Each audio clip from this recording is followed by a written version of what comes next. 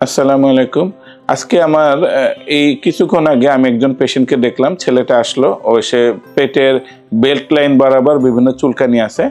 তো ইয়াং ছেলে, আমি জিজ্ঞেস করলাম তোমার কি সমস্যা? সে বলছে স্যার আমার অ্যালার্জি হয়েছে।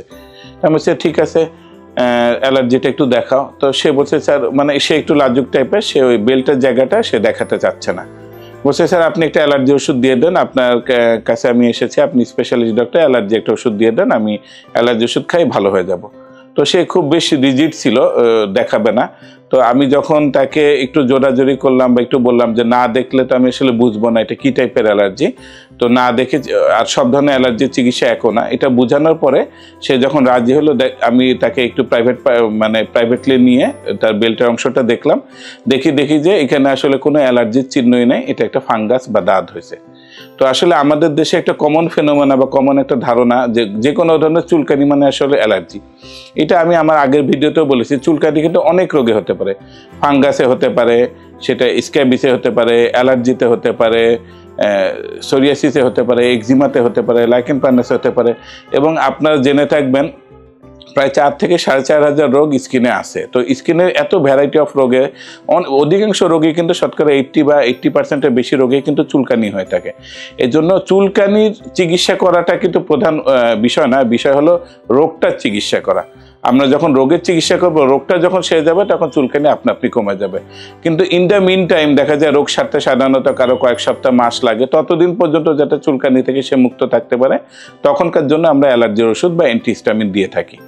তো এই জন্য এই ছেলেটার ক্ষেত্রে এরকম দেখলাম, আমরা যদি একে না দেখতাম তাহলে আমরা অ্যালার্জির ওষুধ দিলে তাহলে এক ধরনের একটা ম্যাসাকার হয়ে যেত। এই জন্য অ্যালার্জি এবং দাউদ কিন্তু একই জিনিস না, এটা পুরো ভিন্ন জিনিস। এবং আরেকটা জিনিস কথা, যে অ্যালার্জি হতো বা যদি তার কথাও সত্যি হতো, আমরা মনে করতাম যে এটা এক ধরনের অ্যালার্জি বা এক্সিমা বা সোরিয়াসিস, তো তখন এই রোগীর ক্ষেত্রে আমরা কিন্তু লাগানো ওষুধ হিসেবে টপিক্যাল স্টেরয়েড বা লাগানো স্টেরয়েড জাতীয় ক্রিম দিতাম। দিলে দেখা যেত র্যাপিডলি সেরে যেত এবং রোগী খুবই খুশি হতো।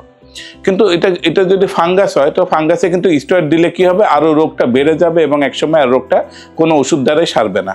এই জন্য অ্যালার্জি এবং ফাঙ্গাস বা দাউদ পুরাপুরি বিপরীতমুখী চিকিৎসা। এই জন্য অবশ্যই প্রত্যেকটা রোগ আসলে অ্যালার্জি বা চুলকানির কারণ ভিন্ন এবং কারণটাকে আইডেন্টিফাই করে আমাদের চিকিৎসা করতে হবে। এবং একই সঙ্গে আমি কিছু প্রাসঙ্গিক কথা বলে নিচ্ছি যে অ্যালার্জি, এক্সিমা, সোরিয়াসিস এটা চিকিৎসা যেইমুখী, তার বিপরীতমুখী বা বিপরীত দিকের রাস্তা হচ্ছে ফাঙ্গাস, দাঁত এই টাইপের রোগের।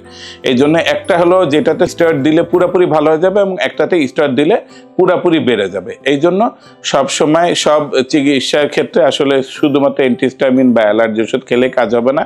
এক্ষেত্রে কজটাকে ফাইন্ড আউট করে আমাদের ওই রোগের চিকিৎসা দিতে হবে। এবং আপনারাও এই সম্পর্কে সচেতন থাকবেন যে সব চুলকানির কারণ এক না। অ্যালার্জি, ফাঙ্গাস, দাউদ, স্ক্যাবিস প্রত্যেকটা আলাদা কারণ এবং আলাদা কজেটিভ এজেন্ট এবং আলাদা ট্রিটমেন্ট প্যাটার্ন রয়েছে। ধন্যবাদ।